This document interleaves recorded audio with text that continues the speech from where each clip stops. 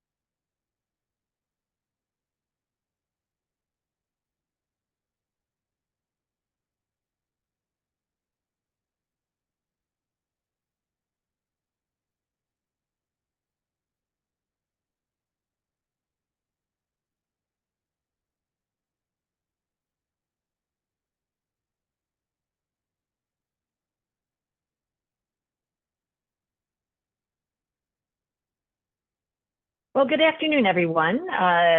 This is Doreen Harris, the President and CEO of the New York State Energy Research and Development Authority, or NYSERDA. I want to welcome everyone to our Cap and Invest Labor Roundtable. Before I kick things off, I'd like to turn the webinar over to Ryan from CADNIS to describe the procedure for our webinar. And with my thanks, Ryan, I'll hand it over to you. Thank you, Doreen. As an attendee, you will not be able to unmute or turn on your video. Attendees will, however, be able to submit questions via the Q&A feature. Questions may be directed to panelists or staff. Select questions will be posed to panelists and staff following the planned discussion.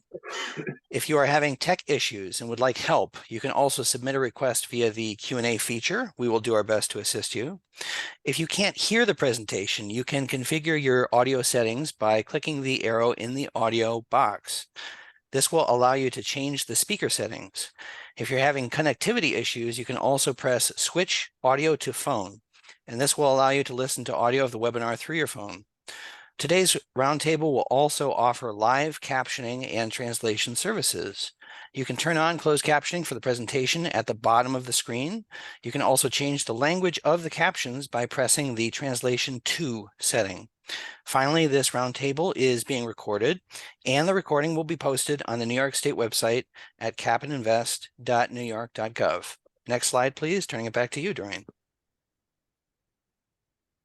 Well, thank you, Ryan, for walking us through the meeting procedures, and especially thank you all for joining us today. We have several staff members here today from the Department of Labor, the Department of Environmental Conservation, as well as from NYSERDA. And we're excited to kick off this important phase of program development of the New York Cap and Invest program. Specifically, we're eager to receive your input as we design the details of the state's economy-wide Cap and Invest program to meet the requirements of the Climate Leadership and Community Protection Act, which, as you may know, we refer to as the CLCPA or the Climate Act.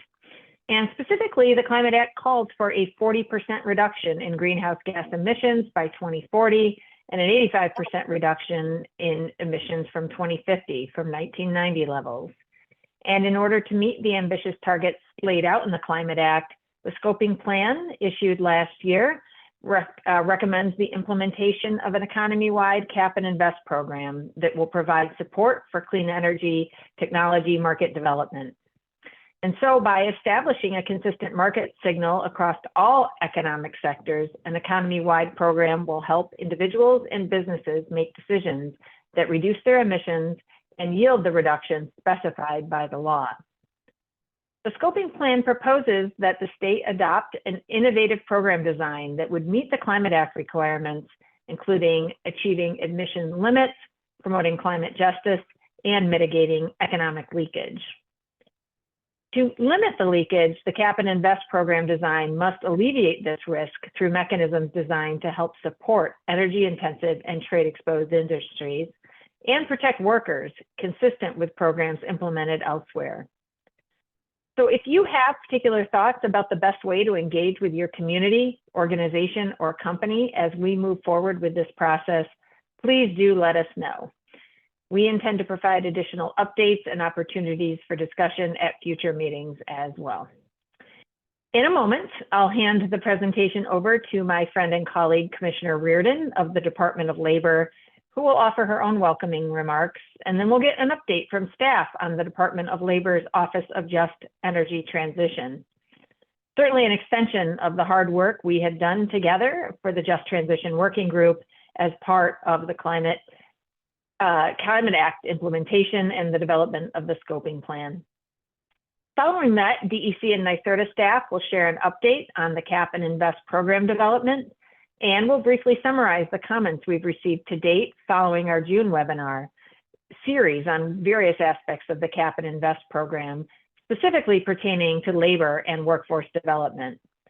We'll also highlight the statutory language of the most recent budget legislation that provides a framework for protecting the interests of union workers through the investments that will come available from program proceeds. And finally, just as we did with the Equity and Climate Justice Roundtable that was held last month, we will be flipping the script, where instead of having the state do all the talking, we will be the ones listening to you. We have gathered a robust group of leaders to discuss and present New York State's labor perspective as NYSERDA and DEC prepare to develop New York's Cap and Invest program. Our intent here today is to hear from you about what you would like to see come out of this Cap and Invest regulatory process and how the program can be designed to achieve the requirements of the Climate Act, provide health benefits and investment in disadvantaged communities, and protect and grow good-paying, family-sustaining jobs. So with that, I will hand it over to Commissioner Reardon. Commissioner. Good afternoon. Thank you all for joining us today. I want to thank you for that warm welcome, Doreen. New York State is leading the way to ensure that no community is left behind in our transition away from non-renewable energy, and your leadership has really played such a significant role in this effort, so thank you. For the rest of you joining us, I am Roberta Reardon, Labor Commissioner of New York State. I'd also like to recognize my good friends in labor who are with us, beginning with my fellow Climate Action Council member, New York State AFL-CIO President Mario Cilento, and New York State Building and Construction Trades Council Gary LaBarbera. You both continue to be such strong allies as we continue to set the stage for exciting new career opportunities for New Yorkers statewide. I'd also like to acknowledge TWU Local 101 President Constance Bradley, United Steelworkers District 4 Director Dave Wasura, IBEW International Representative Jen Duck, and IBEW Local 1049 Business Manager Pat Judice, and Utility Workers Local 1-2 Senior Business Agent Jim Shalito. I thank each one of you for your contributions to our conversations. Everyone on this esteemed panel offered critical worker perspectives that were essential to our final scoping plan. So thank you for that effort. I've been talking about this transition for years with our union partners. I continue to emphasize that while it will not happen overnight, it is coming. And it is so important that we make careful, strategic moves now to ensure that New Yorkers are ready for tomorrow. Governor Hochul understood that, which is why she established the Office of Just Energy Transition. OJET's mission is to ensure that no New Yorker is left behind as we build out our clean energy sector. Chris Pinheiro is leading the office, and he will have much more coming up shortly. This sector is expected to grow exponentially in our state, which means it is critical that New Yorkers receive the training and skills they need now to be part of this exciting field.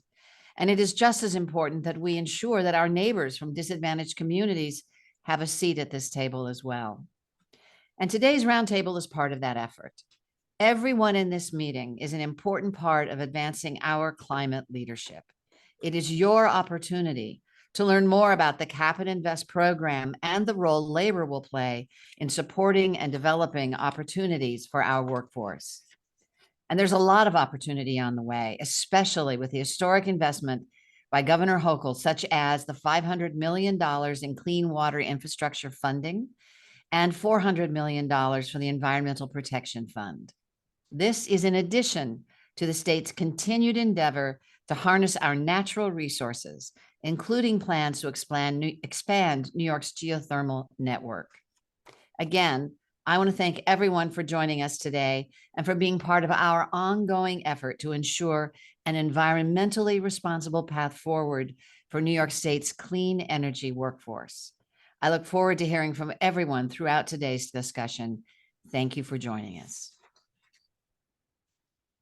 Well, thank you, Commissioner.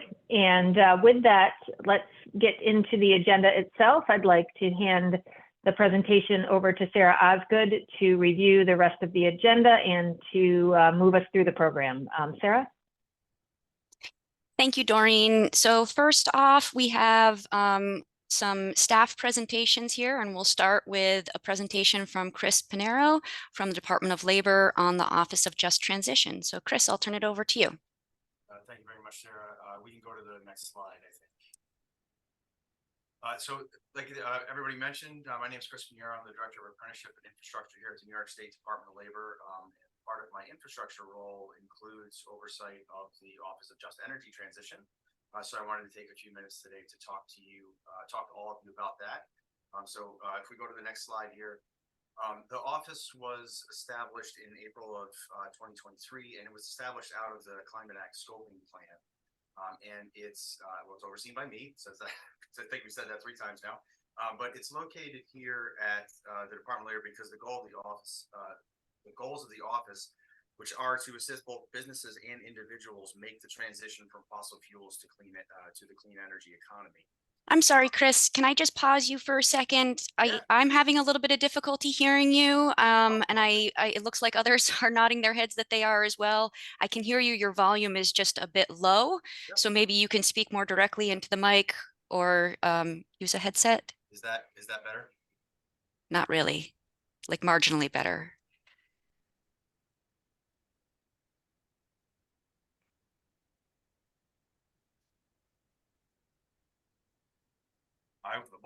I will try to get closer to the microphone. I hope, is this any better at all?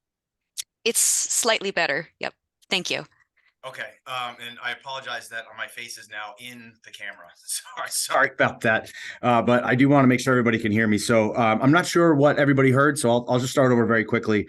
The Office of Just Energy Transition was established in April of 2023, and it was created out of the Climate Act Scoping Plan.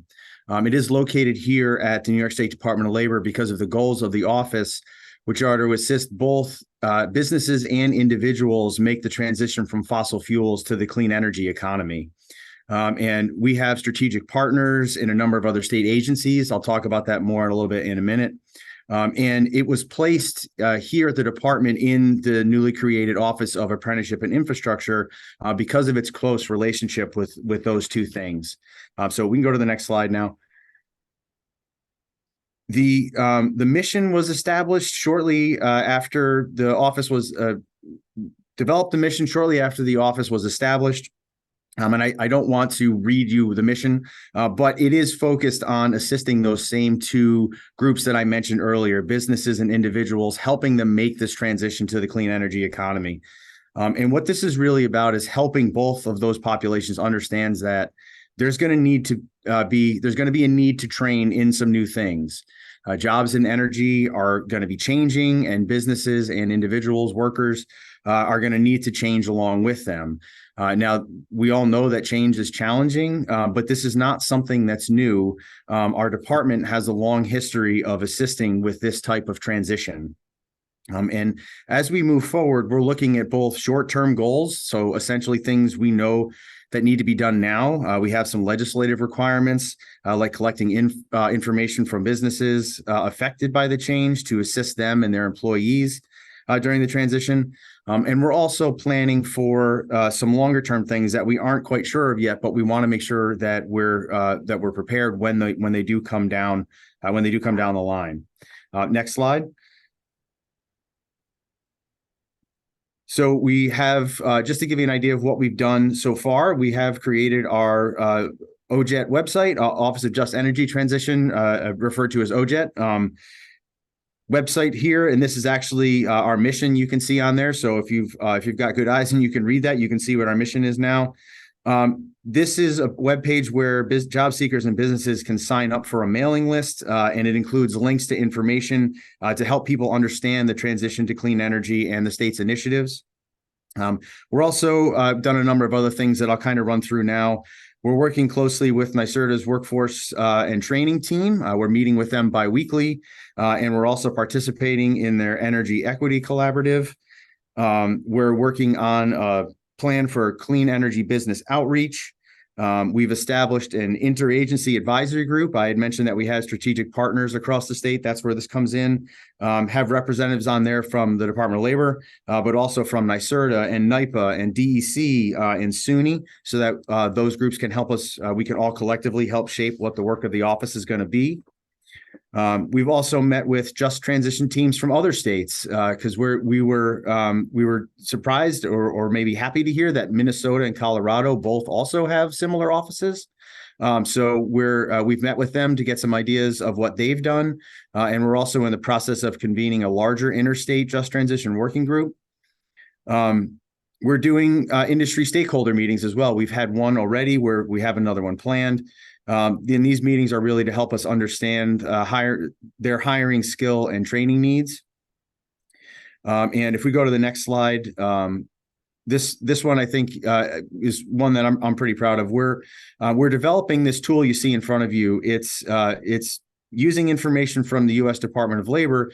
This is an interactive Tableau dashboard that's going to help us analyze skills within green jobs and relationships to jobs outside of quote unquote green industries. And it's been developed to assist job seekers, educators, and training providers identify skills and occupations within the green economy. As I said, the information is coming primarily from the U.S. Department of Labor, and right now it includes 17 green topics and over 300 different occupations, and includes information on educational needs, daily tasks that go into those occupations, and if there's labor market information available for those occupations, we've added that as well. And you can see from the screenshot some of that information here. So we can go to my last slide here. So moving forward, one of the things we're most excited about is to launch that dashboard. We're also working on a plan to do additional clean energy business outreach.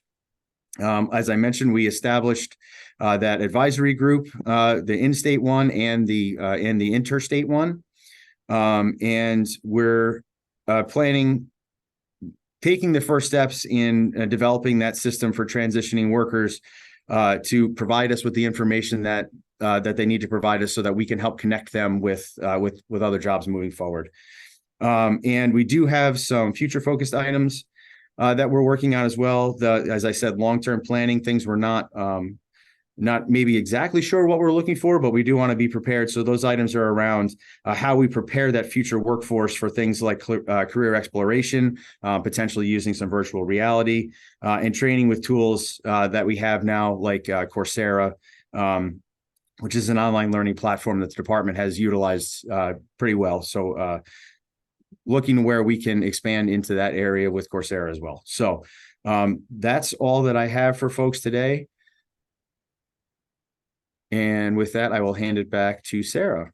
Thank you, Chris. Really appreciate that update. It sounds like you've been fairly busy this year.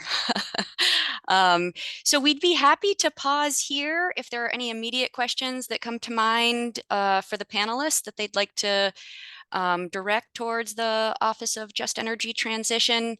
But we could also, we can take questions later on as we move into the discussion portion of the agenda too. So I'll just pause for a moment and see if there are any of the panelists that would like to jump in with any questions.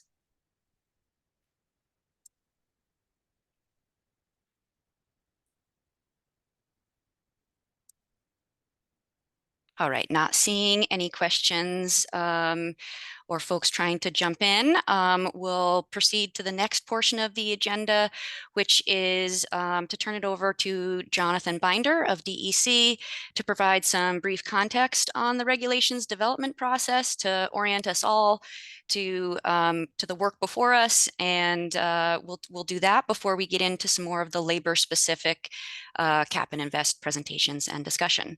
So over to you, John. Thanks very much, Sarah, and thanks for having me. We can move on to the next slide.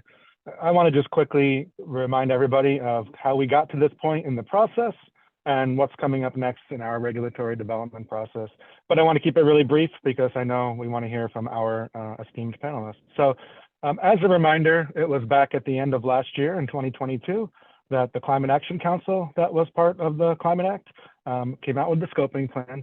And that recommended an economy-wide cap and invest program as the most cost-effective means of working towards the emission limits that are set forth in the law, and that Doreen mentioned in the beginning of the presentation here today. So on the right-hand side of the screen, you can see the progress that we've made from 1990 in terms of reducing our greenhouse gas emissions statewide, and really how much more we have to do to meet the emission limits for 2030 and 2050. So right now, that's what we are doing at DEC and NYSERDA. We are working towards developing this program to meet those greenhouse gas emission reduction requirements. And of course, following the scoping plan, the Governor Hochul, in her State of the State earlier this year and in the budget, further advanced this program. And moving on to the next slide, I want to remind folks about the principles that the Governor laid out for us. So when the Governor did announce her support for this program and direct DEC and NYSERDA to develop the program in line with the recommendation coming out of the scoping plan, she also laid out for us a number of principles that we, the DEC and NYSERDA, would have to design the program around. So I'm going to just briefly reiterate those, and these will be familiar to folks who have been following this process. First, we are going to be designing a program that's affordable. So we want to make sure we're doing this program in a manner that is cost effective and that helps to ensure energy affordability for consumers. Also, climate leadership, which is really about making sure that we design the program in a manner that can link with other jurisdictions. We are aware that other jurisdictions have programs like these in place. States like California and Washington and jurisdictions like Quebec have emissions trading systems that we want to make sure we could potentially join with them to make sure that we're reducing emissions as broadly as possible. At the same time, and I think probably particularly of interest to the group today, we want to make sure we're doing this program in a manner that protects economic competitiveness and creates jobs. Also, disadvantaged communities is another key feature of the program. It's a key focus for us. It's a key requirement in the law. And so we have to make sure that at least 35% of investments from the program benefit disadvantaged communities. And finally, the investment portion of this program is critical. And that's another big part of the conversation today, is making sure that these investments from the investment portion of Cap and Invest are going to support our ongoing transition to a clean energy economy, which really does align very well with the work that OJET is doing and what Chris was talking about. Moving on to slide. So again, what we're doing here is designing a program that is going to be reducing the cap on greenhouse gas emissions every year. The cap is a legal limit on the amount of greenhouse gas emissions that are permitted to be emitted every year. And that's going to be going down each year. It's going to be setting us on the trajectory to meet those emission limits that are set forth in the law. That's the 40% by 2030 and the 85% by 2050 levels that are mandated in the Climate Act. And that chart on the right is really just for illustrative purposes because we have to figure out exactly the shape of that curve, but we do know those are the targets and the limits that we are working towards with the design of this program. Moving on to the next slide, I want to briefly talk a little bit about how the program is intended to work. The first thing to keep in mind, again, is the cap portion of Cap and Invest. And that is because we're going to be setting a legal limit on the annual amount of greenhouse gas emissions that are allowed to be emitted every year. That's the cap. And that's going to be going down every year, like I said, to get us to that 2030 and 2050 target. The second key feature of the program is going to be the actual legal obligation on large-scale greenhouse gas emission sources and entities that provide heating and transportation fuels. These entities will be required to purchase what we refer to as emission allowances. Emission allowances will be essentially a permission to emit 1 ton of greenhouse gas emissions. And these entities will be required to provide to us, the DEC, an allowance to cover all of the emissions associated with their activities. So if an entity emits, let's say, 1 million tons in a given year, then they'll have to provide back to us 1 million greenhouse gas emission allowances. These allowances will be issued primarily by the state through auctions. And so NYSERDA will be holding auctions that will then generate revenues that will then be utilized for various purposes. And that's the investment portion of the program. And that's going to be used for affordability purposes, like I mentioned, to get hands directly back in the hands of New Yorkers, but also to aid in this broader transition to a green energy economy. And then finally, another key feature of our program is going to be making sure that we are continually prioritizing disadvantaged communities, because we do recognize that those communities have really long suffered from environmental injustice. So you need to make sure that this program continues emission reductions in those communities as well. Moving on briefly to the next slide. This is a recap of how this program, the Cap and Invest program, which we refer to as NICI, just another acronym to go along with OJET. We know the state's very good at creating acronyms. The state budget this year did further advance the NICI program by really establishing the financial foundation that is necessary to support the program in the future. And that was really by creating the framework for the investment portion of the program. I should mention there are also labor provisions that were in the budget that Sarah will discuss in a couple minutes. But really, what the budget did was create the Climate Action Fund. So all of these proceeds that will be coming in the future under the NICI Cap and Invest program through the sale of emission allowances will be deposited into these various funds as part of the Climate Action Fund. So the first is the Consumer Climate Action Account. That's the red or orange top right portion of the pie there. That's 30% of the funds. And that's going to be going directly back to New Yorkers each year to mitigate any consumer costs from this program. And that's really in service of this key principle that the governor laid out for us of affordability for the program. In addition to that, there will be that little yellow wedge in the pie there. That's the Industrial Small Business Climate Action Account, which is going to be directing up to 3% of future NICI proceeds to benefit industrial small businesses and to further help mitigate costs. And then finally, that's going to leave 2/3 of the fund, 2/3 of future proceeds from Cap and Invest for the Climate Investment Account. And those are going to be going to things that further reduce emissions and really help with this ongoing transition to a less carbon intensive green energy economy. Also, I want to mention the climate affordability study. Another part of the budget was really focused on that 30% of funds for the Consumer Climate Action Account. We know that those funds are going to be set aside to go directly back to New Yorkers to mitigate costs and address affordability. What the study is going to do is help to deliver recommendations on what are the best mechanisms for getting those back into the hands of New Yorkers. And then finally, on the next slide, before I hand it back to Sarah, I want to just remind folks of where we are in this process. So obviously, we had this, I mentioned we had a recommendation coming out of the scoping plan at the end of December. And then in January, the governor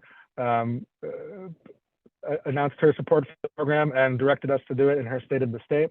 And since then, we've been going through an initial stage of pre-proposal stakeholder outreach, where back in June, we held a series of stakeholder webinars where we really had a lot of questions for stakeholders and really asked what were admittedly dense and technical questions of stakeholders to get some input. We're also having conversations like this one today with specific groups of stakeholders, which is also, of course, very important for the process. But right now, we're really in the phase of assessing the input that we have received to date, including in response to the questions that we asked back in June. And then later on this year, we will be going out with a second stage of pre-proposal outreach. And that will be really intended to give what we refer to as program leanings, where we will be giving a little bit more of an indication about where we think this program is headed and what the design features are going to look like. Rather than just asking questions of all of you, we'll be saying this is where we think it's headed. That'll still be an informal pre-proposal stage of outreach where we haven't made any final determinations. After that, we would assess the additional input that we receive on that pre-proposal outreach, and then we would issue a formal regulatory proposal for public notice and comment, and hearings and public comment would follow. And then, then that would lead to final regulations with the intent for the program to begin, meaning mandatory reporting for entities that have to report greenhouse gas emissions to us, as well as obligations on entities that emit greenhouse gases by having to provide allowances to us. And key, notably, also meaning that's when the allowance revenues would start coming in. The target for that would be the beginning of 2025. So with that overview of where we are and how we got here, I want to turn it back to Sarah, who will talk a little bit more about the labor provisions that came out of the budget process. Sarah? Thank you, Jonathan. Appreciate that. So if we can go to the next slide here. So I don't think it's a surprise to anyone to know that there were labor provisions that were enacted as part of the state budget this year. And so just wanted to cover what some of those were so that we're all kind of starting from the same knowledge base here. So one of the main things that the labor provisions in the budget bill did were to include wage requirements for certain climate risk related and energy transition projects. So you might ask, what does that exactly mean? Well, first, the law defines what a covered climate risk related and energy transition project is, defining it as a construction project that would receive at least $100,000 of funding from the Climate Action Fund Climate Investment Account. And so that's the account that John just described, where 2/3 of the proceeds will go to support projects that will help the state transition. It subjects these covered climate risk-related and energy transition projects to prevailing wage requirements. There are some exceptions to that, mainly around privately owned construction work that's completed under a pre-hire collective bargaining agreement, private construction work on owner-occupied homes, and work on privately owned multifamily buildings with at least 25% of affordable or 35% of supportive housing units. There are some additional requirements on these covered projects. It requires the project owner or developer to sign a labor peace agreement with at least one bona fide labor organization. It also requires the project owner or developer to use apprenticeship agreements where they're available, and where they're not, that they would use workforce training. And that while doing that, they also need to consider use of registered pre-apprenticeship direct entry programs for recruitment of local and disadvantaged workers. These rules are to be enforced by the Commissioner of Labor, who is also authorized to issue additional rules and regulations on this. In addition, building service work is also subject to prevailing wage. And for any public entity that's receiving at least $5 million for a project that's involving construction, reconstruction, alteration, maintenance, moving, demolition, excavation, development, or any or other improvement of building, structure, or land, to also enter into a project labor agreement. If we can go to the next slide. In addition to the requirements for these covered projects specifically, there was also a section included in the state budget that requires the creation of a job transition plan for these covered projects. And what that is it's intended to be a comprehensive plan to transition, train, or retrain employees that are impacted as a result of investments from the Climate Investment Account. And this is to be developed by the Commissioner of Labor in consultation with labor organizations. It also specifically calls for inclusion of a mechanism to notify the commissioner of loss of employment, including some specifics about what those positions are, including wages and benefits. And beyond just inclusion of the mechanism, it also the plan also must require employers to notify the commissioner of workers that are either laid off or discharged as a result of one of these covered climate risk related and energy transition projects. It's a mouthful. It identifies that funding must be made available for worker transition and retraining, and furthermore calls for the creation of a program where newly created job opportunities should be offered to a pool of transitioning workers who may have either already lost their employment or have the potential to lose their employment in the energy sector due to these covered climate risk-related and energy transition projects. So that is just the high-level summary of what's in the budget. I will make note that we will be posting the presentation here today, as well as this recording of the webinar. And at the end of the presentation, we've included a set of slides that have all of the full statutory language. What I've shown on these last couple slides is just a summary of that. And there are, of course, additional details and specifics in the law that that are important for folks to be aware of. So I would encourage you to check out those slides once they're posted in a day or two. If we could go to the next slide, please. Also wanted to just cover, before we get into the discussion, some of the comments that we've already received from labor groups. So we have had a robust response to even just I won't say the handful, the numerous questions that we've put out to folks. We've had over 3,000 comments submitted, largely in the form of form letters, but also some very substantive comments. And so just wanted to summarize what we're hearing on the labor front here. So first of all, I'll just mention that it really has been a diverse group of stakeholders that have provided input so far.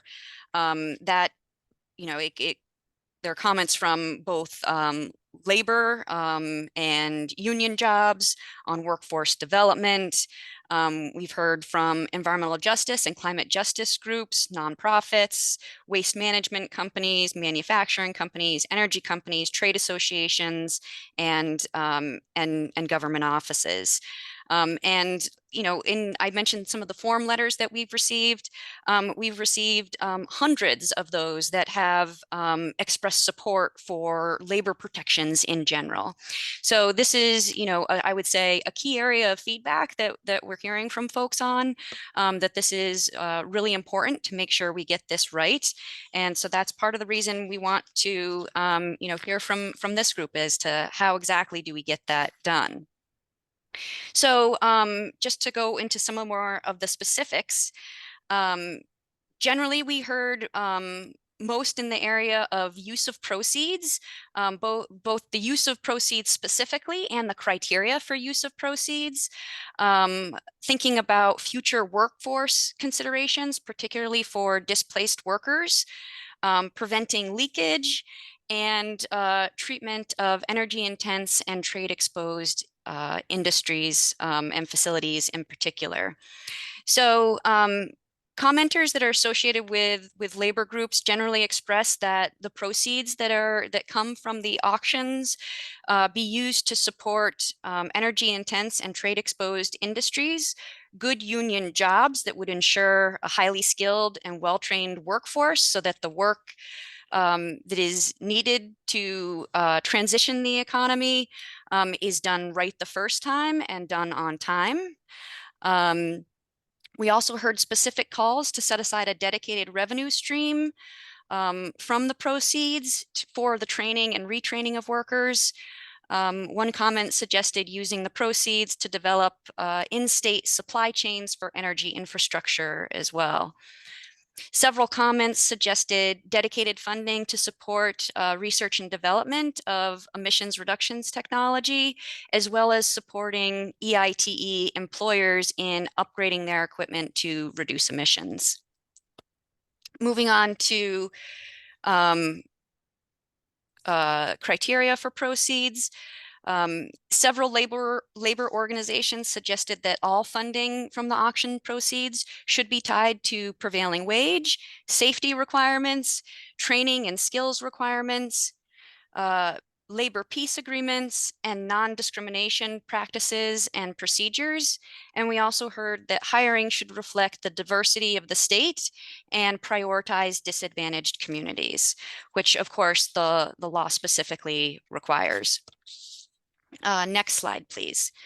A number of comments also related to workforce, particularly those individuals that might be displaced as New York's entire economy transition, and stating that displaced workers that do not pursue reemployment should also have access to enhanced benefits to bridge them to retirement. In terms of preventing leakage, we heard a number of comments about this. Recommendations related to this suggested that that we maintain the ability to link with other programs in other jurisdictions, that we establish a border carbon adjustment, and that we implement a slow and gradual market transition, while also using an expansive definition of energy intense and trade exposed industries to make sure we capture all of those that need additional assistance. Moving on to the final slide of comment summaries here related to labor. Finally, we just have treatment of EITE facilities. Again, labor comments suggested that the state use an expansive definition of EITEs in order to prevent leakage from this sector. They seemed comfortable treating EITEs as obligated, but with providing them a certain amount of no-cost allowances or fixed price allowances. One comment suggested prioritizing EITs that would receive no cost or fixed price allowances based on the extent to which they are providing good quality jobs. And again, we heard that EITEs are in need of transitional assistance, especially those that are located in disadvantaged communities. And so that concludes the summary of what we've received in terms of labor comments to date. And so now I'd like to turn to the panel discussion. We do have an esteemed group of panelists that are with us here today. I'd like to start by, I'll just mention each of them, and then we'll do a bit of a round robin going through each of them to provide something of an opening statement about how they think that the state needs to be thinking about this subject as we develop the regulations. And then we'll move into a discussion where we have several questions that are already prepared, but I will also mention for folks that may not have joined at the opening of this meeting that if there are questions from the attendees that they would like answered either by the panelists or by the state staff team that is also on deck here, that you can enter them into the Q&A feature in the chat, and we'll be curating those and posing those to the panelists and staff after we work through some of the initial questions that have been prepared. So first off, if we could go to, let me see, slide 26. I'd like to welcome all of our panelists, starting with Joe Canavis, Special Counsel for the New York State AFL-CIO. We're also joined by Gary LaBarbera, President of the New York State Building Construction and Trades Council. Welcome to Constance Bradley, President of TWU Local 101, as well as David Wasura, Director of USW District 4.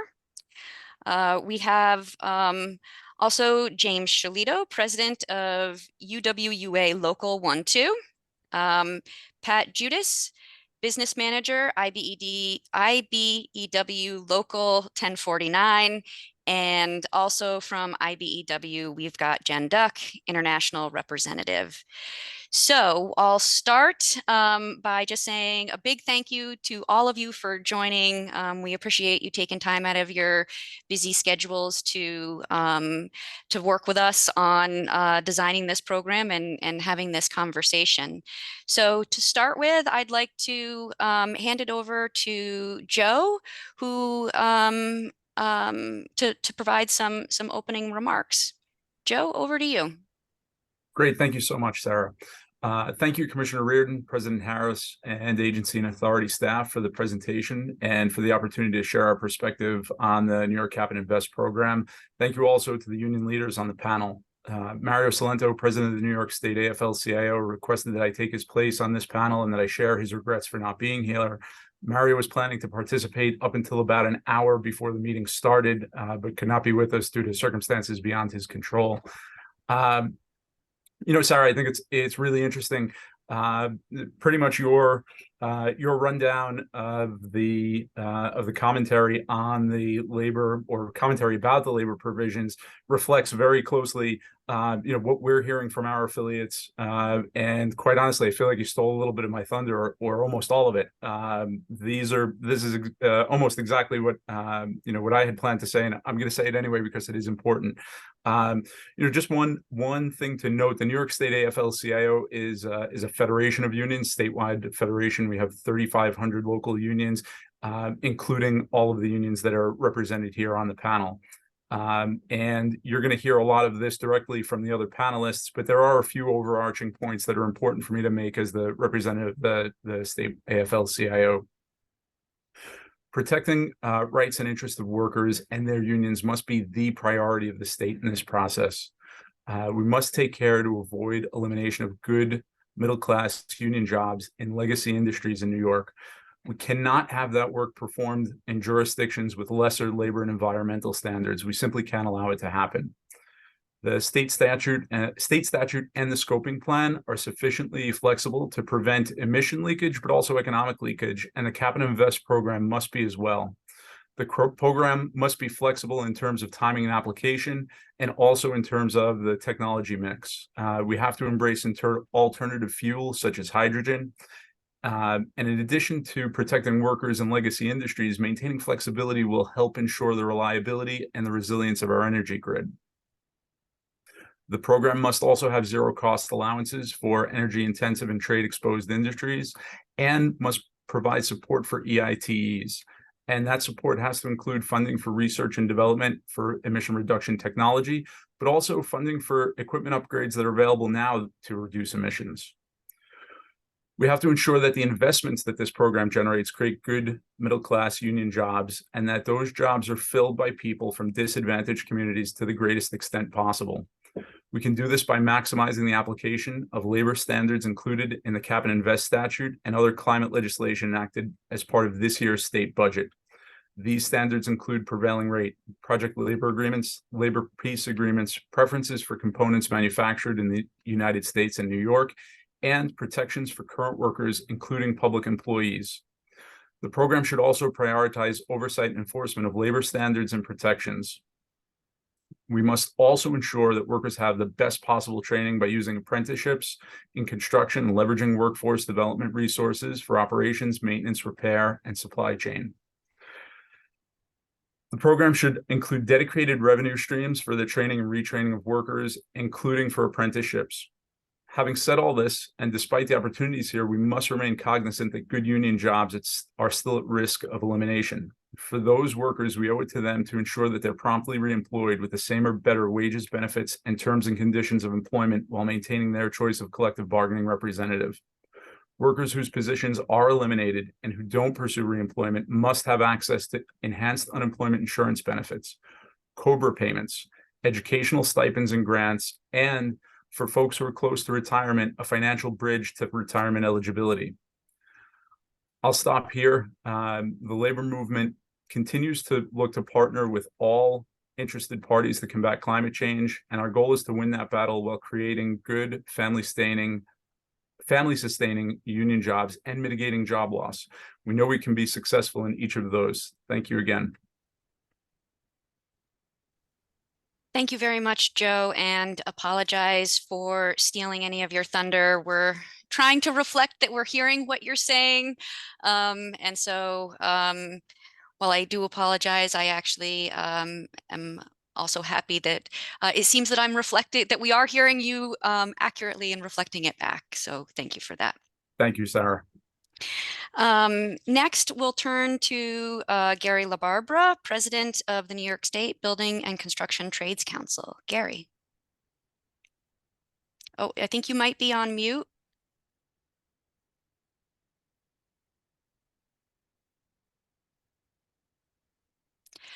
How about now? Now I can hear you. Thank Now you. you can hear me? All right, thank you. Sorry for that technical glitch there. Well, first of all, I want to thank President Harris and Commissioner Reardon and you, Sarah, really for inviting us to this panel and pulling this panel together, and all the work that you and your staffs have done together to make this panel discussion possible today. So Joe just did an excellent job. When you talk about stealing thunder, I think he probably stole the entire panel's thunder because what he laid out, which was very consistent with what you had described, is really what the concerns and the goals of organized labor in the AFL and the building trades and private sector as well are seeking. The process was a long and at times daunting process, the scoping process, but I got to say that, through the graciousness of Governor Hochul in creating these vehicles, opportunities with the Climate Action Council, et cetera, we had the opportunity, labor, to really participate in the process. And as you said, it's very clear from what you described in your presentation that you've heard us loud and clear. What I'm going to just do is kind of take a little bit of a different spin, or a spin on what Joe said. I mean, he was very technical in what he pointed out, as you were in your presentation. But I want to just tell you that a little bit, at least in my opinion and the opinion of the building trades, the conceptual approach to this issue of cap and invest, and certainly to all renewable work going forward, the green economy and the opportunities that it could create. So first, of course, is a just transition. I mean, there is going to be a transition in energy going forward. We all know this is happening. And, many of the current jobs, these legacy jobs, as Joe put it, are, good family sustaining careers through union collective bargaining agreements. And we have to ensure that people that are going to be able to transition into these new industries have the ability to be trained properly and be able to maintain a middle class family sustaining career. That's number one. Number two, this work I believe is going to create a lot of opportunity for underserved communities, and we need to focus on that. And that's really part of the point that I want to make before I turn it over to the next panelist. I've said for a long time, there are two crises that we face, not only in New York State, but certainly in the country. One is a crisis of climate, and then one is a crisis of income inequality. So I believe that having an approach such as we're doing here in New York State, which other states are mimicking what we've done. We've led the way in terms of labor standards, in terms of the renewable industry, and certainly the new green economy. And what is so important is that we have the opportunity to address both these crises. One, clearly reducing carbon emissions, using alternative measures, ultimately getting there. But we do agree it should be kind of an all-above approach. And the other thing is having an opportunity to maintain very good, strong union careers, sustainable careers, family-sustaining careers, as well as creating new opportunities for people coming in. An example for the building trades, with opportunities for new projects, and obviously cap and invest will provide those revenue sources to create those projects. And so it's very important that we always focus on just transition, addressing the two crises, one of climate and one of income inequality, and using this new green sector to actually build the middle class, not to detract from the middle class or to undermine the middle class. We need to keep all our manufacturing jobs here, and that's why credits are very important. But again, ultimately, our view is, and really the concept behind all the hard work that went into achieving these labor standards in the scoping plan was the basis of just transition for existing workers, and then truly creating opportunity into the middle class in this new green economy. So thank you very much for hearing me out. Thank you very much, Gary. Appreciate that. And I agree that I think we do need to start looking at solutions that kind of hit multiple objectives here. And it rarely is just about solving one issue. There's often multiple objectives that we're trying to reach here. So with that, I would like to move on to Constance Bradley for some opening remarks. Constance is president of the Transport Workers Union, Local 101. Constance, over to you. And just a reminder, it looks like you are still on mute. Mute. There you go. I can hear you now. Thank you. Sarah. Thank you. Well, my name is Constance Bradley. I'm the president for Transport Workers Union Local 101. I have 1,600 members. Our members inspect and maintain National Grid gas distribution network in Brooklyn and Queens. It is vitally important that regulators and lawmakers hear from union leaders. I'm particularly grateful for this opportunity as a union leader of color. Our members' lives and livelihood will be impacted by your decisions. We hear a lot about the need for a just transition, and the need makes community of color a top priority, and rightfully so. I just want to point out that in community of color, like Brownsville, Brooklyn, where I come from, utility jobs are extremely important. Because of good union jobs in the gas industry, we can take care of our family and ultimately retire with dignity.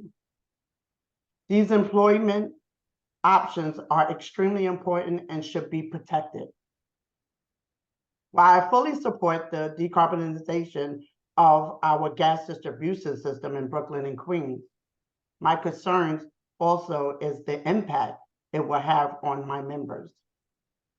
A cap and invest program with a trading option and attributes that have proven successful in other states offer a smart and practical way forward. Some overly aggressive proposals seek to put gas system in the state in a competitive disadvantage.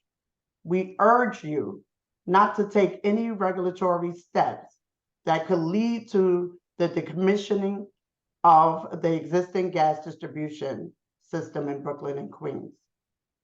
The system is a multi-billion-dollar asset that should be an integral component of any plan to decarbonize the energy sector. Renewable allocation from cap and invest should be used to further develop and advance decarbonization projects like the biogas to grid projects at the DEP's wastewater resource recovery facility.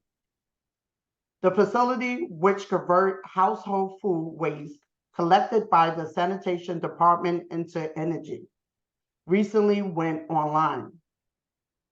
Finally, a cap and invest plan should be accompanied by state authorization for utilities like National Grid to purchase and use RNG beyond the Newtown Creek pilot project. New York can transition from using fossil fuel, meet its climate goal, and protect our blue-collar workers. all at the same time. Thank you, and please take this into consideration. I appreciate the time. Thank you. Thank you very much, Constance. Appreciate your thoughts there. We'll now turn it over to Dave Wassera, who is the Director of United Steelworkers District 4. David. Hi, Sarah. Can you hear me okay? I can hear you okay. Great. Wonderful. Thank you. And I want to thank President Harris and Commissioner Reardon as well for this opportunity to speak on this really important subject. A little bit of background, the United Steelworkers is the largest manufacturing union in North America. We represent over 850,000 active and retired workers in a number of different sectors, including paper, glass, cement, chemicals, aluminum, rubber, and of course, steel. Steelworker members across all of our industries have been leading the way in the development and production of the next generation of clean, environmentally friendly products for years. Manufacturing workers are the key to meeting our shared goals of generating economic growth and solving the climate crisis. But because their jobs and industries are uniquely at risk from poorly designed climate policies, it's crucial for policymakers to understand the challenges facing EITEs and craft policies to help those industries further decarbonization in structured, responsible ways. I commend New York State for wanting to be a national leader on the fight to address climate crisis, and I look forward to partnering to do so in a way that doesn't displace workers or eliminate a single manufacturing job in the state, because I do believe both are very possible. Furthermore, I appreciate NYSERDA engaging labor throughout the process, including this roundtable as part of your current assessment of input further development pre-proposal stage. I also want to acknowledge that the state has been engaging in good faith with some of USW's specific concerns surrounding EITEs through its Energy Intensive and Trade Exposed Advisory Panel. These conversations are important to really kind of forge this relationship and hear from all sides as we develop these policies. As mentioned, USW members understand the need to achieve the twin goals of generating sustainable economic growth and solving the climate crisis. However, in crafting a policy to address the climate crisis, it's critical that New York State take into account the unique challenges that face industrial sectors and what they face in the global market. If not properly designed, such a policy may very well likely put manufacturing facilities out of business or push employers to invest in other states, either way potentially leading to massive job loss for hardworking men and women in New York State. In January 2023, Governor Hochul announced the 5 guiding principles that John had talked about earlier, and I really want to kind of just highlight 3 of them: the creating jobs and preserving competitiveness, investing in disadvantaged communities, and funding a sustainable future. I think are 3 that are very near and dear to the United Steelworkers' heart. Unfortunately, based on the fiscal year budget 2024 and other actions by the state thus far, I fear that multiple of these guiding principles will not be met. In particular, I believe that the current plan does not adequately take our union's concerns about EITEs into account. If New York State intends to fully implement cap and invest policy, it must do so with the following features: identifying EITEs, properly identifying EITEs, and providing long-term certainty to companies about their compliance and obligations is very important. Some options include increased reporting, such as DEC's mandatory greenhouse gas reporting and rulemaking. Such reporting requirements will be burdensome or even unattainable for many industrial industries. The excessive burden on individual facilities will not only be costly to facilities, but also lead to further leakage, which can occur due to regulatory burden as well as emissions limits. Either the state or most facilities are equipped to deal with the burden of the paperwork, and we urge the state to set regulations identifying EITEs by sector and in groupings, rather than require individual facilities to apply a final cap and invest policy. Allowance for EITEs, this requirement to purchase allowances under the cap and invest program could initially be detrimental to New York State manufacturing base and its ability to invest in technology to reduce emissions. Decarbonizing industry is very expensive, Technology is challenging and will take many years. The state must account for this in its development of allowance policies. Limiting free allowance to just when companies should show likely leakage repeats some of the biggest mistakes in federal trade policy that shows that jobs have to have been lost already before a remedy can be found. Facilities would close and communities would lose tax revenue. Leakage should be one of the many avenues or reasons for assistance to EITEs as Cap and Invest is implemented. Funding for EITEs, Cap and Invest would generate revenue for the purchase of allowance. Currently, the fiscal 2024 budget creates Cap and Invest account, which directs 2/3 of future proceeds to support the transition to a less carbon intensive economy. And we applaud the creation of this investment. Again, I want to thank the DEC and NYSERDA for organizing this roundtable discussion and putting voices of labor really front and center. And let me say this, we unfortunately in kind of the traditional, more smokestack economies have real world experience when communities are devastated by job loss. And this isn't a problem that just happened in the 1980s in Lackawanna, New York, in the steel industry. This is still going on today. And we're facing attacks on multiple fronts. And it's not just from increased regulation, it's foreign competition and companies that are trying to do much more with much less. And we really need to look no further than what's going on in South Glens Falls with S&E Paper just closing on just a competitive balance issue and how devastating that's going to be to the communities, the people who lose jobs, who can't feed their families, who can't pay for their mortgages, decreased tax base, increase burden on our teachers in communities too. So I just want to say thank you for this opportunity to be part of this process as we try and look at a larger scope in New York State of who we can help and who's going to be affected if we don't have these conversations. Because at the end of the day, steelworkers are working at ground zero in some of these places that are being affected by pollution and being affected by climate change. And then they also go home to these same neighborhoods that are being affected. And this has to be an everybody in the boat and everybody pulling in the same direction solution. So, Sarah, I just want to say thank you.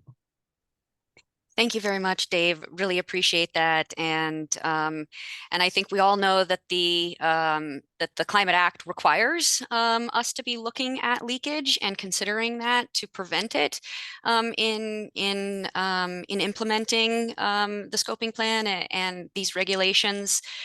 So certainly that's going to be an area that's very important to get right there. And we do have some EITE questions kind of teed up for later. So thank you for that. I will now switch it over to James Shalito, President of Utility Workers Union of America, Local 1-2. Jim. Good afternoon. So President Harris, Commissioner Reardon, Sarah and your staff, and my co-panelists, I just want to let you know that I appreciate the opportunity to speak on behalf of the men and women that I represent. And my remarks are going to be specific to the development of the program as I feel it affects labor and the clean energy workforce. So on the investment side, I believe it's critical that the money collected through this program must help to support existing workers that have been and will be adversely affected by this transition. Creating a job pathway for these workers who have lost their jobs or will be losing their jobs has to be a primary focus. Identifying these workers, the current skill sets and the demographic information will provide us will provide the decision makers with the necessary information to provide these workers with the updated skills needed to work in the clean energy sector.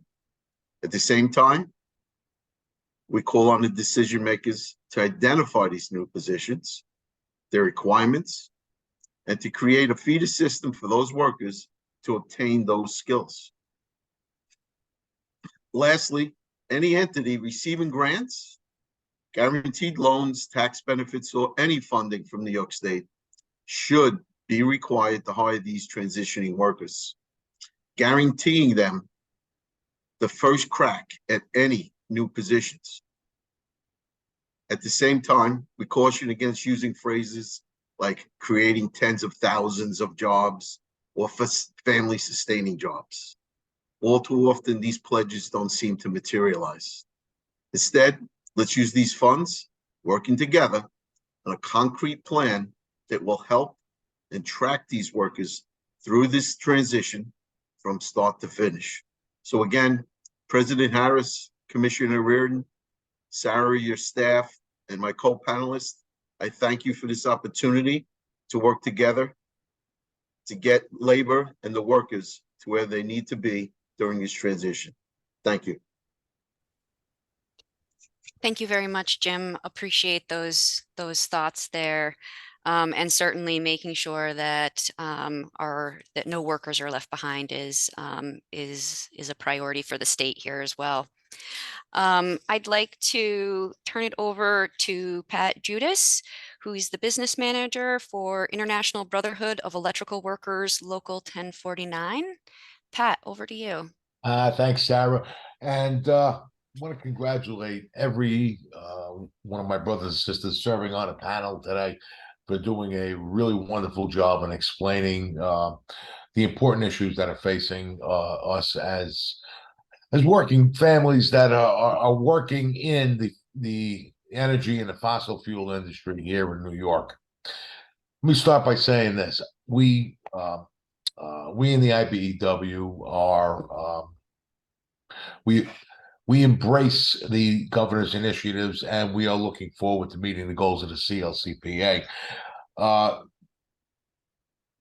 we want to make sure that this is not a but. You know, all too often when we look at programs that are meant to address a specific issue, and we say, well, labor is being considered. Labor, we're concerned about making sure that people's jobs are protected. Well, in this particular case, we know that jobs are going to be eliminated. Okay. If on the current track, if we're not really taking into consideration a true low carbon fuel standard, this is going to lead to the loss of jobs. Part of my role with the IBEW is I represent the state's Utility Labor Council, where more than 15,000 utility workers are represented in that group. I also work closely with other people on this panel, my brothers and sisters in the TWU and the UWUA. And I can tell you this, there are locals in the state of New York that will cease to exist if there is no low carbon fuel standard put into place. This needs to happen. Hydrogen is the way to preserve jobs, keep these pipes in the ground, and be able to provide good paying jobs, just like the good paying job that I got 40 years ago. That all of us that are working in the utility industry, we came in for a job and we stayed for a career. And we want to be able to extend that same standard, okay, to people that are emerging in the workforce now. Young people that are going to be coming in should be able to access the same type of employment we have. Things are going to get more expensive. We know that. But we need to be able to provide jobs that are going to allow people to afford to live in this state. The idea behind having utility jobs always has been people pay into the utility and they pay their rates for their electric and their gas. And at the same token, we're not just providing a service that gives comfort and safety to energy consumers across the state, but it also provides for good jobs. Affordability is very, very important here.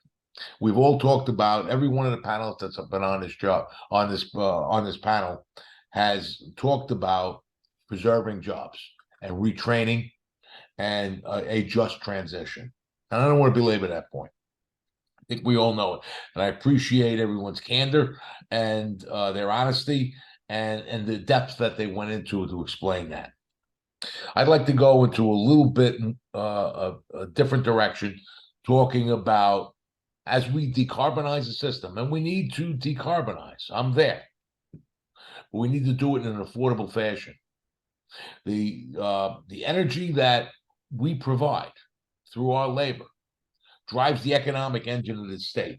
Businesses will not be able to afford to remain here, and it's going to take more jobs with them. So we have to be careful on the direction that we're taking here. Okay, we have to keep in mind everything that we're going. We cannot look to in satisfying the a standard that we're going to look to drive the costs where it becomes unattainable for working people going forward, where they're losing their jobs and they can't afford goods and services. I applaud the opportunity to be able to be on this panel today. I look forward to any questions that anybody may have. I want to just close with this. You know, we keep hearing about just transition, and we believe it. We believe that everybody has that direction of having that goal in mind. We need to make sure that the Cap and Invest program puts enough money in there that when we do start to transition workers, that it is a just transition where we are moving people and retraining them, and not just transition. Because if we start leaving people behind and start making it where people are losing their jobs, we don't want to turn into West Virginia. Okay, this is New York. We take care of our own here. So thank you for this opportunity. Thank you very much, Pat. Appreciate those thoughts. And then finally, we'll move to Jen Duck, who is the international representative of International Brotherhood of Electrical Workers. Jen, over to you for some thoughts. Thank you, Sarah. Can you hear me okay? I can.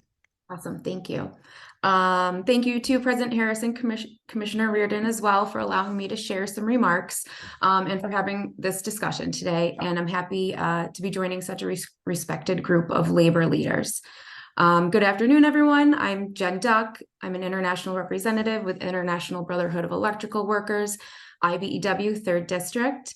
The IBEW represents approximately 820,000 active members and retirees who work in a variety of fields, including utilities, construction, telecommunications, broadcasting, manufacturing, railroads, and government. The members in New York State that work in these industries will all be affected in different ways by the goals of New York State. So first, I want to start with saying we believe companies with a workforce covered by a collective bargaining agreement should be given careful consideration in terms of requirements to obtain allowances. These employers are already likely to be paying more with the good benefits and wages that the union members are receiving due to the collective bargaining agreement. We want to make sure the allocation of funds starts with the investments in clean energy initiatives, generation, infrastructure, resiliency, and worker training. Projects funded by these allowances must require wage and labor standards. However, transmission and distribution projects should not be subject to PLA requirements, as these are not building trades projects. Obviously, we believe training funds should be directed to displaced workers first, as well as workers in disadvantaged communities. These training funds should be administered and coordinated through a state entity that has the experience with the training infrastructure in New York State. The IBEW has a long-standing partnership with our signatory contractors to fund and operate our training centers. These training centers provide apprenticeship training as well as continuing education for our journey workers. It is efficient and it provides uniformity across the state. However, the way some state agencies write grant programs, our efficient partnership model is not eligible to apply. There needs to be a recognition of the joint union contractor training model so we can be eligible to apply for the training funds. We think it would be best to delay the use of funds for affordability assistance to ratepayers until sufficient investments in the generation infrastructure, resiliency, and worker training are met, as well as delaying and/or coordinating allowances on distributors of heating and transportation fuels until benchmarks in generation, infrastructure, resiliency, and worker training are met. These suggestions would allow the IBEW locals in New York State to continue to provide contractors with a skilled union workforce and training that has made us the leader in the electrical industry. Thank you. Thank you very much, Jen. So now moving into discussion here, I do want to, I'll be posing some questions, and folks can, the panelists can jump in and answer as they wish. But I do want to kind of stress that this is really something of a platform for you. And so I want to make sure that we're taking the discussion in the direction that you want to go as well. So please feel free to redirect me a little bit if you want to refocus the conversation. But it sounded like I appreciate, first of all of the opening remarks and thoughts from all of you labor leaders, and not just for the thoughts, but for joining this, for having a good faith conversation with us. It really makes me feel good that you're all acknowledging kind of the transition that needs to happen. And it's not that you're resisting it for the sake of resisting it. You're saying we need to make sure we get it right. And I think that that's, the same position that us working in the state government kind of working on this are trying to do. But getting it right means different things to different people. And the state doesn't necessarily have all of the answers, and that's why it's important to hear from experts in the field like you all. So I wanted to start with some questions around the energy intense and trade exposed industries, because this seems to be like an area that a number of you have touched upon. So just to start with, we know that, as I mentioned, that considering and preventing leakage are requirements in the scoping plan, particularly with respect to development of the cap and invest regulations. But we have heard some commenters that express concern about allocating free allowances to energy intense and trade exposed industries, because they believe that it could disincentivize them from making actual reductions in their emissions. Yet I heard from a number of you that we need to make sure that we are helping these energy intensive industries to make that transition. So I'd be interested in hearing a little bit more on your perspective of how the state should be thinking about this balance, to not kind of perpetuate the ability to emit kind of whatever emissions that you want, but really how do we kind of put a cap on it, but also move the industries forward in a way that protects the economy, protects jobs, and results in a total benefit, as opposed to having multiple unintended negative consequences. So may I just start with a few brief comments? And I really think, Dave can really speak to this, because clearly the steel industry is a energy intensive trade exposed industry. But let me just say one thing about it, and I'm going to really turn it over to Dave. If we don't handle this properly, what we're going to see is less and less manufacturing in this country, and it's going to go overseas. And what's going to happen is, and I think everyone has pointed this out, but it's going to go overseas. We're going to lose jobs here. There's going to be manufacturing taking place where people in other parts of the world are being paid $3 an hour, and it will really be a devastating outcome. So while we all are very committed to decarbonization, I think we've all stated that, we also have to be cognizant of the impacts of driving manufacturing out of this country and this region. So that's all I want to say. I think Dave should comment and anybody else, but I wanted to make that point. The result of not handling this properly will only result in manufacturing going overseas, and that is not going to be beneficial to this state or this country. Yeah, I appreciate that, President LaBarbera. I mean, look, and that's why, it's unique in New York State when we talk about whether it's decarbonization or just transition or manufacturing or leakage. the labor movement walks in absolute lockstep on these issues, right? Because without manufacturing, you don't have ratepayers. Without energy supply chain, we can't run manufacturing facilities, and it's just a downward spiral that is going to drive the state to and really and Gary's right, the country into places that we can't take it. Look, I'll say this: there are such slim margins in manufacturing in the United States and EITE facilities that companies all the time walk a tightrope of keeping places open and trying to, break even in a lot of cases, right? So we have to do everything we can to be able to prop up these facilities. And I'm Buffalo, born and raised, lived there my whole life. I remember vaguely, I was young when the steel industry collapsed and in Lackawanna and and the devastating effects it had on Western New York, on disadvantaged communities that were already existing, but we need to protect, and what we need to make sure is we're not creating more disadvantaged communities by these policies that people don't have the opportunity for betterment through good paying middle class jobs, and we can't create that. We have to support jobs that'll be able to say, listen, I didn't go to college, right? And I followed my father into a factory, and I was a fourth generation steelworker in that facility. And I live in a nice middle class neighborhood with good schools, with other people who have that same opportunity. And if we don't have some mechanism to protect those jobs, that all goes away, because if there is no middle class in this country, there is no opportunity to leave behind better than what we found. Just to add, I believe David and Gary said it all. We don't want to these companies leave in New York. We have to make it affordable and not drive them out to other states with lower standards. We need help. We're not helping if companies pack up and leave to pollute elsewhere, take their jobs with them.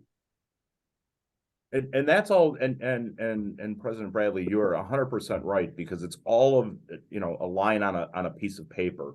If a facility leaves the southern tier of New York to go to a state just south of there, because there's less regulation and less environmental control, what have we done for the people in that community and the pollutants and the environment in the community that it left, because it's still going to be polluted, and then the community that facility is going to go to pollute, and then what are the labor standards there, and what are the wages, and what are the benefits there too?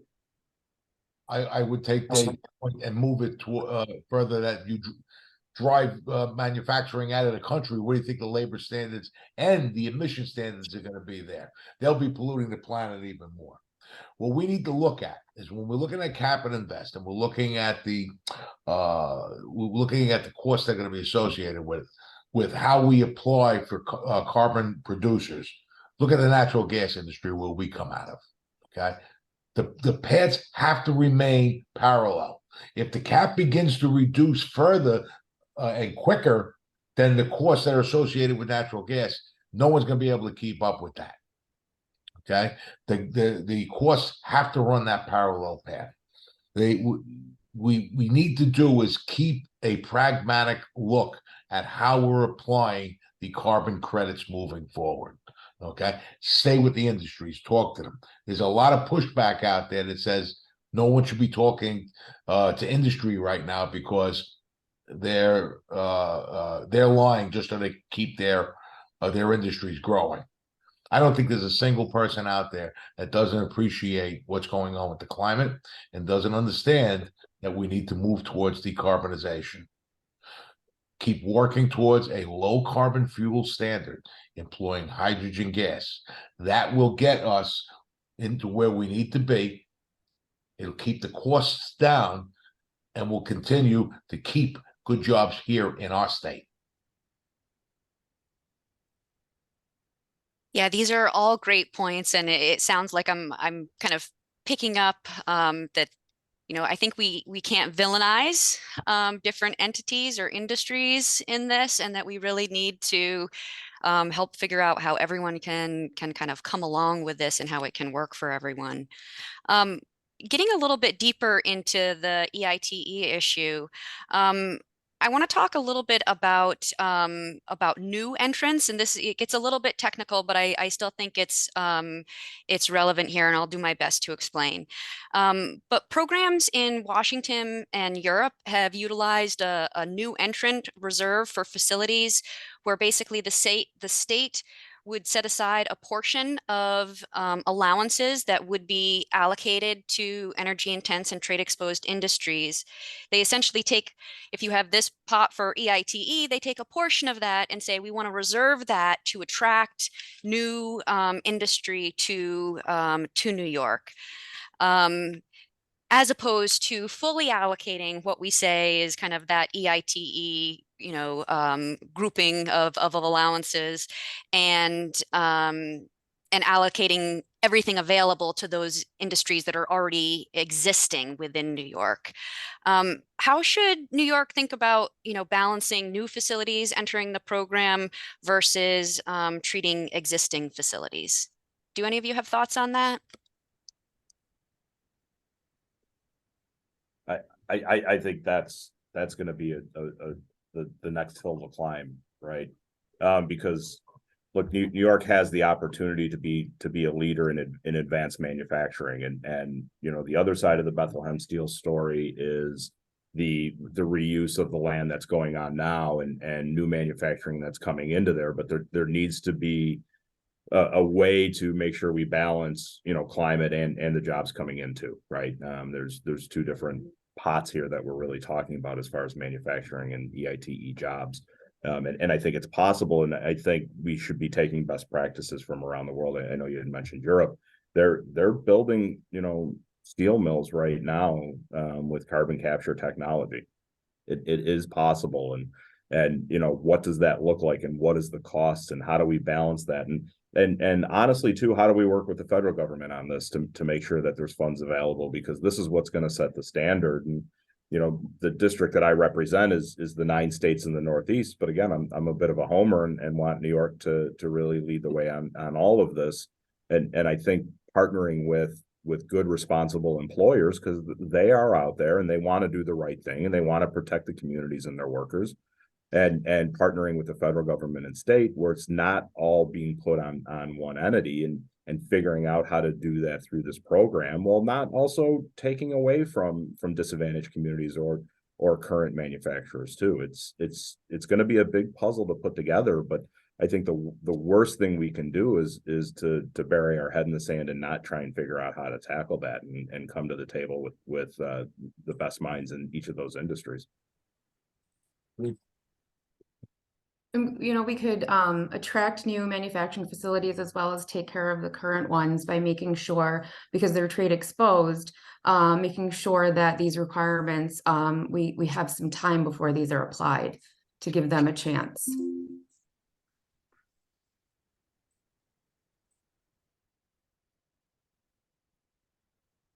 Great, thank you.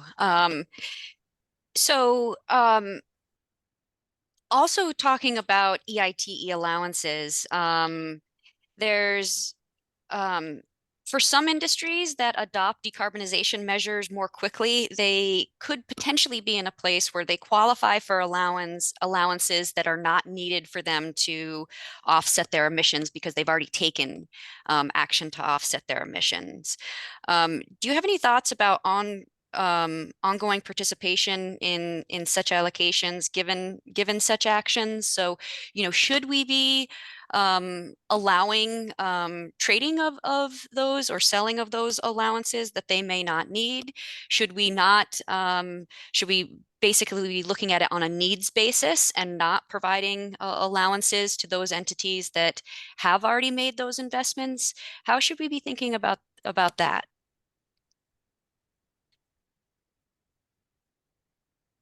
I don't know if we take any option off the table, especially in the beginning process, and as we're looking at writing regulation and writing rules. I don't know you know, if this is a project, and Jen's right, you know, this is a long-term, you know, nothing is immediate here. And I think we need to take a look at, if that makes sense, and provide for mechanisms to change course, because I think that's going to be needed based on technology anyway.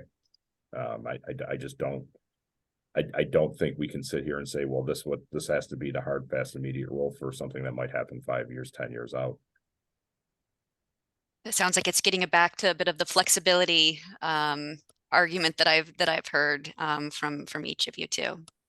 Yeah, I mean, I just want to comment on essentially what Dave's saying and others are saying, and I made this point in my opening remarks. I mean, there has to be kind of this all of the above approach, and I mean, I want to say, look, we all support the goals of the CLCPA. We all support recognized decarbonization, but you know, there are other constituencies that candidly, you know, want to flip a switch and change everything overnight, and it just doesn't work that way.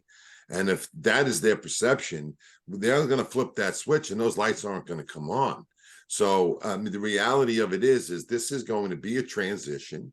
It is, you know, it's designed to take decades, and we have to, I feel, while there may be strong passions about the environment, we are all in recognition. Every one of us said it. We recognize that there is climate change is real. We recognize we must move to decarbonization.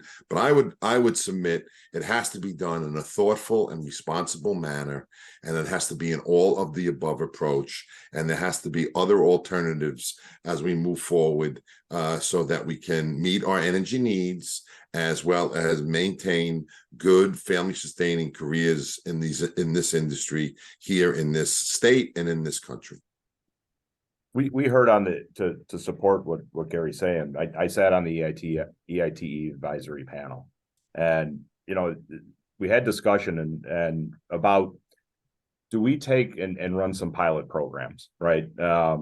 You know, I lived in the city of Buffalo. When I talk about Buffalo, I grew up in the inner city of Buffalo. I grew up 5 minutes away from the manufacturing facility I worked in. And you know, do we take facilities like this that are just kind of holding on to, you know, they create jobs instead of the product, right? You know, they don't make money, they make jobs. Do we look at these facilities and say, is there a pilot program that we can run in these facilities with state and federal funding and maybe even grant work, and see if we can engineer and work with these facilities to make sure we're protecting those neighborhoods and protecting those jobs. And unfortunately, there were people on those advisory panels whose initial reaction was just no, it can't work that way. You have to shut it down. We have to have zero carbon, and we all know zero carbon and net zero carbon are two completely different things. And I think that is going to be one of the biggest impediments to furthering these conversations. We can't have a hard no. You have labor leaders and industry leaders who are saying, yes, we know we need to do something. What's the right thing? Everybody needs to, I think, come to the table with that same mindset. So, Sarah, if I might say to the initial question you just started this piece on, if we were to take away the credits or allowances for those that then achieve what is needed, that might not incentivize people to get there.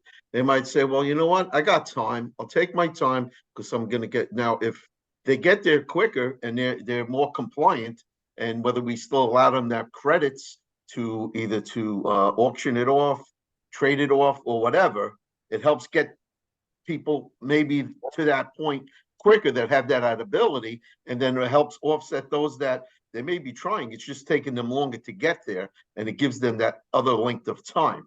So to not allow to trade allowances or credits or whatever we're going to call that to those that achieve it quickly can hurt those that can't get there quickly and would slow things down possibly. Now, I'm not in the EIT portion like Dave is, but that's just my common sense approach to that. Mm-hmm. Thank you. That's really great. Switching gears just a little bit, moving away from EITEs, I want to talk a little bit about training, and I think Jen, you might have hit on this as well, but just want to kind of build out this a little bit. One of the ways to maximize efficiency of a cap and invest program is to build on existing infrastructure, programs, tools, entities that are aligned with where the state wants to go. And so when it comes to workforce development and training, what are ways in which the state can best support training and apprenticeship programs in ways that reflect the diversity of the state and prioritize disadvantaged communities? So kind of specifically, what can the state be doing to assist here? I think some folks are familiar with like the NYSERDA workforce programs. Department of Labor has programs as well. But just if you could, if anyone is able to say a little bit more about how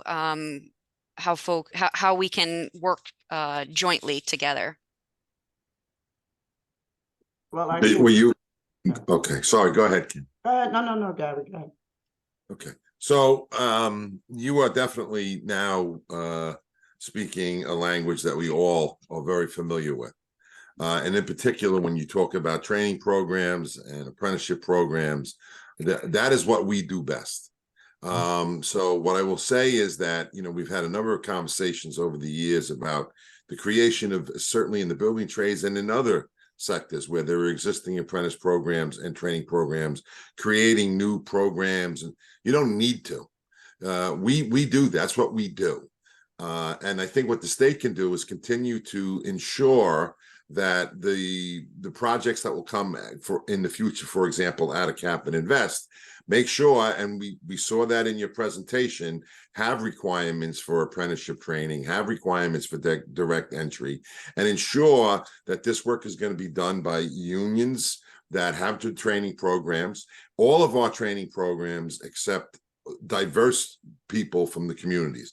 In our project labor agreements in the building trades, especially when we do it with large scale project, there isn't a single project that does not have a workforce development component, that we focus on certain communities, marginalized and underserved communities.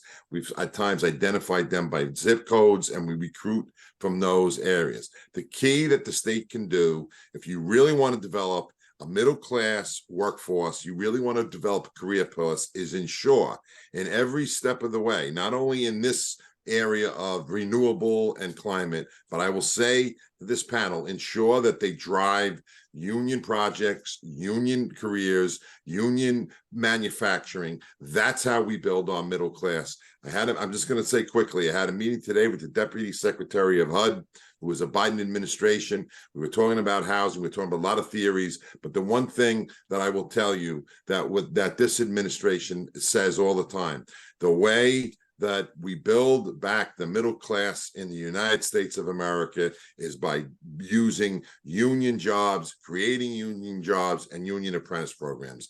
The state should look at the same idea and concept. If they want a strong, vibrant economy in this state and truly lift people out of poverty and give them the ladder up into the middle class, where I said in the beginning, we have two crises, we can address both of them. Well, then we got to make sure that we have a transition that takes care of those workers that have good union jobs, that they continue to have good union jobs, and the jobs that we create are union jobs with union career paths. That's what the state can do, in my opinion. I agree, Gary, and Sarah, I agree. It is important to target training and job opportunities for disadvantaged communities. But it's just important to protect the existing workforce and utility jobs. Sarah, I'm sorry. No, go right ahead, Constance. I'm sorry, Pat. I apologize. I know we all, want to get on and touch on this, because many of which these jobs, we have disadvantaged communities in Brooklyn and Queens. Right now we have a cap and invest that I believe that should be used to advance alternative to fossil fuel and support projects like the RNG facility in Greenpoint, Brooklyn, Yeah. which is maintained by my members, by all our members. You know, Sarah, you know, a low carbon fuel standard needs to be part of CAP and invest, or it won't work. It just won't work. You know, I believe training is important, but I want to stress again the need to take advantage of the existing infrastructure and our workforce. You know, to expand on what Constance and Gary had said, when we look at the monies that are going to be generated from Cap and Invest, we have to keep in mind infrastructure, infrastructure, infrastructure. Okay, as we transition to a low carbon and carbon zero energy future, electrification is going to become more and more important. Those monies need to be invested in that. So we talk about training, and Gary's right.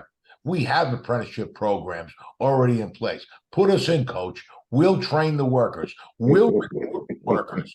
We'll get them. We'll reach out to the disadvantaged communities through direct entry. We've been doing that. We'll continue to do that because every single one of us that have gotten involved in the labor movement have done so for one reason and one reason only. We want to improve the people's lives. That's why we're in this business. And we want to make sure that the next generation of workers that are coming in their lives are improved, and they're going to do that further and improve the next generation behind them. But we have to have the projects to be able to do this. The money has to be in the system to be able to do the things that need to happen so that we can drive the economic engine of this state and keep manufacturing here, keep the jobs here, okay, and keep this state running. You know, it was touched upon by a panelist earlier about people want to turn off the carbon emissions yesterday. Okay, and listen, I applaud their enthusiasm and the fire that they have. Okay, we're all activists in our hearts. Okay, but you got to be a pragmatist as well. And a pragmatic approach means we'll get there, but we can get there from a slow approach, and at the same time creating great jobs and giving a great future to generations to come. Yeah, and with that, like you said, Sarah, I had touched on it in my opening remarks. We need to make sure that the union apprenticeships that we already have established in New York State are eligible for the funding. That way we can have the chance to make sure we're prioritizing the disadvantaged communities as well as our members that may be displaced. So Sarah, if I might just add to, it's kind of might become redundant to what others have said, but we all need to move forward and get off fossil fuels. And maybe we should have started 10 years ago, but we didn't, and we're doing it now. And there is a need to continue until it's fully integrated and up and running. And remember, we don't even have anything up and running yet. We're still a little away from that. I had the opportunity a month ago, as I've told others, I went to Denmark. They've been doing this since the mid-90s, yet they still burn natural gas. They're still transitioning. So there is a transition period that will and must happen. So by utilizing Cap and Invest, let's take advantage of what needs to be done. It just can't, as others have said, it's not a switch that's going to flip. So while we're still transitioning, bringing on solar, wind, hydrogen, and all the other replacements, we're still going to need that natural gas, whatever fossil fuels. Okay, so utilize Cap and Invest in the training programs that we all support, and that will help us get there and help the disadvantaged communities to get the new jobs. We'll give of course, in the beginning, the displaced worker will get the jobs. And many of our workers that we all represent, at times, many of them came from disadvantaged communities, and they got a leg up by getting involved in our industry. So let's keep that rolling while we still need to use things like cap and invest. So again, sorry to repeat what others have said. I just like to put a little other flavor to it. Right. I appreciate that, and I've actually heard that it takes somebody hearing something 7 times before it actually sinks in. So hopefully folks are getting the message from this roundtable here today. Seeing as we just have 10 minutes left for this event, I do want to turn to see if we have questions from the audience. And so if I could ask my state colleagues that are also attending, if we've got any questions teed up for either the panelists or the staff.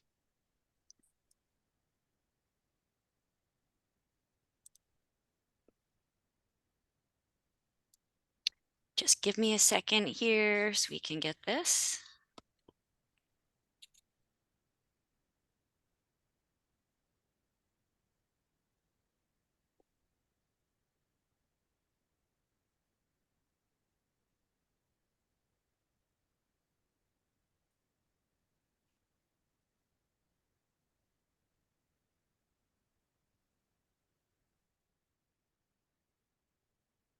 It looks like we might have some questions for the panelists here. So first is, does labor see the need for a relocation fund to help workers move from areas where jobs are eliminated to where they might be available? I think that answer might be different depending on what industry we're talking about. You know, I kind of said it earlier. I'm 4th generation. I live in the same, 5 minutes from the same neighborhood I grew up in. I live in the house my grandparents built. I'm not looking I'm not looking to put myself or any of the people who work in industry around where I live. I think the money's better suited on training and investment into factories and facilities. And look, we also have a lot of public sector workers in the United Steelworkers across New York State and in the city of Niagara Falls and Dunkirk and towns and cities like that. And there's a heavy effect on them as well in all of this. So I would be more on the investment side than the relocation side. Yeah, I would concur. Yeah, most people aren't necessarily looking to relocate. The energy, listen, the energy business across the state is why it's going to affect everywhere, including the communities where people are working. And I can't see somebody moving from, say, Buffalo to Long Island because they're finding another job. So I think there's other paths we can use the money for. Great, thank you. It looks like we might have a question for state staff here. Let's see, it looks like we've got a question on the launch date for the dashboard. Chris Pinero, are you able to answer this? Do we have a launch date for that dashboard? Yeah, can everybody hear me? I know my mic was having Yep. issues earlier. Okay, yeah. Yes, So sounds good now. we're looking at launching it in the weeks ahead, and we're going to include guidance on how to use it when it comes out. So when it comes out, it'll be posted on the website that I had in my slide deck earlier, and we will be doing some kind of notification so people will know when it's ready. Okay, great. Thank you. So there's also another question. It's a bit specific, but I'll pose it regardless. Chris, I think this is for you as well. An entity is saying that they're among the first houses of worship and nonprofit to retrofit their buildings and put solar on the roofs. And they're looking to connect with other houses of worship to encourage them to do the same. And they're curious if there's funding for that effort. And they're also interested in the creation of employee training program for folks coming from incarceration.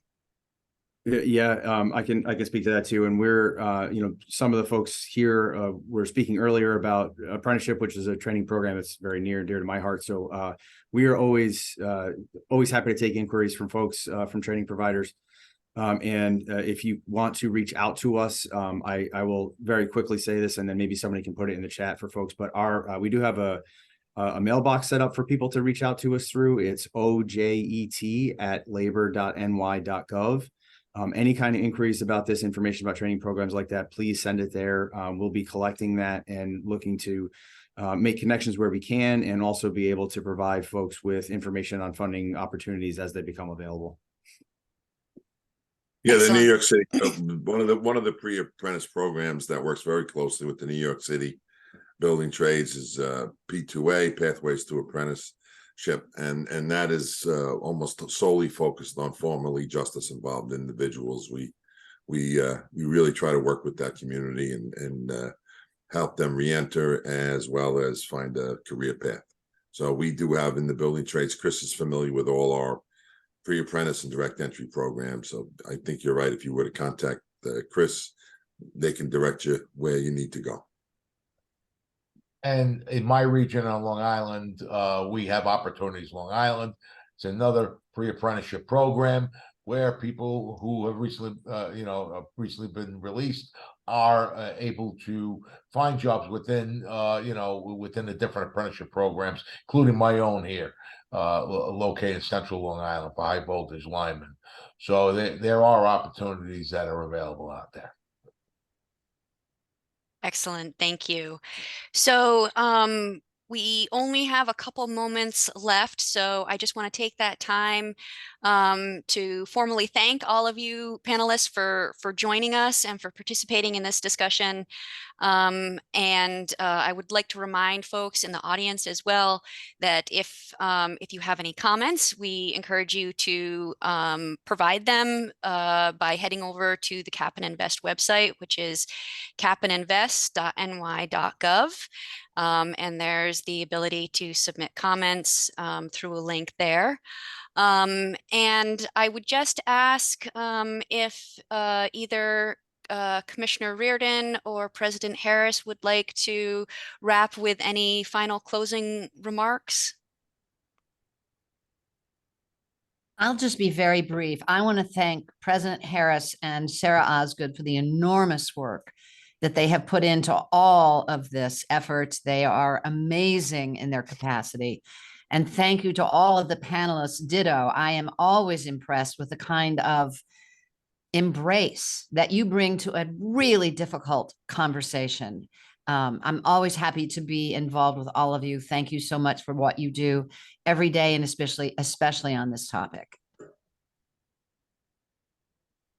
Thank you very much. I did not plant that with the commissioner. Oh, no, that's totally from me. And I think that Doreen may be having technical difficulties and may not be able to weigh in right now, but I'm sure she would want me to extend her gratitude for the panelists for joining us here today and for engaging in this open discussion, and of course would want to welcome continued open discussion with all of you and your counterparts. So thank you very much. We really appreciate this, and hope you have a great rest of your day and weekend. Take care, folks. Thank you. Thank you all very much. Bye-bye. Thank you. Thank you.